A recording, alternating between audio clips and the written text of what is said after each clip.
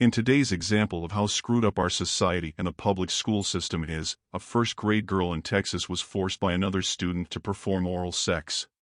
And to top it off, another student recorded the act. What the hell is going on in the Plainview School District? Are you kidding me? A first grader forced to perform a sex act on another student while other kids stood around watching? This is beyond messed up. I can't even begin to imagine the trauma this poor little girl must be going through. She must be in distress and wanting this nightmare to end. How can anyone expect her to function normally after enduring such a horrifying assault? And what the hell is wrong with the school district's response?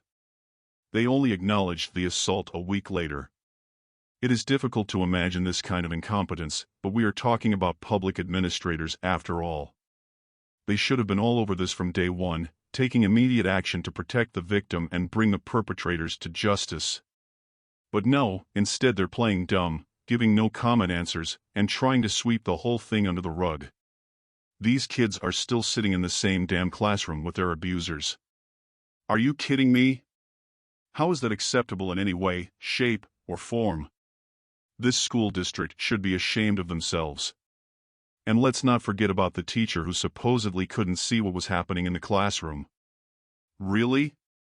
You're telling me a teacher can't see a first grader being forced into a sex act right under their nose? Give me a break. That teacher should be held accountable too. I'm glad to see these parents protesting and demanding accountability.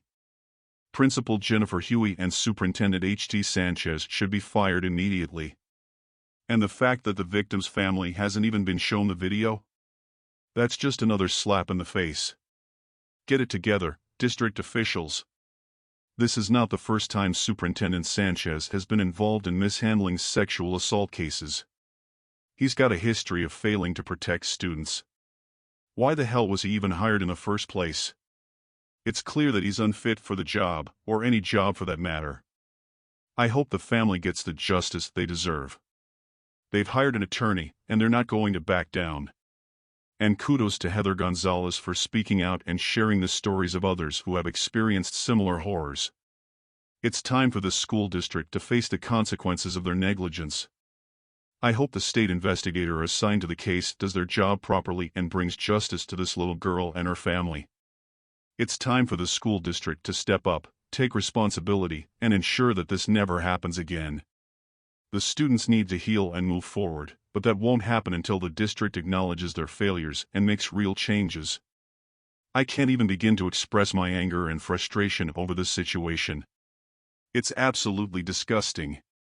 It's time for justice, and it's time for these kids to be protected. If we aren't going to stand up for the lives of innocent children, we deserve what's coming. Some people say homeschooling kids means they won't fit in with today's society like it is some kind of bad thing.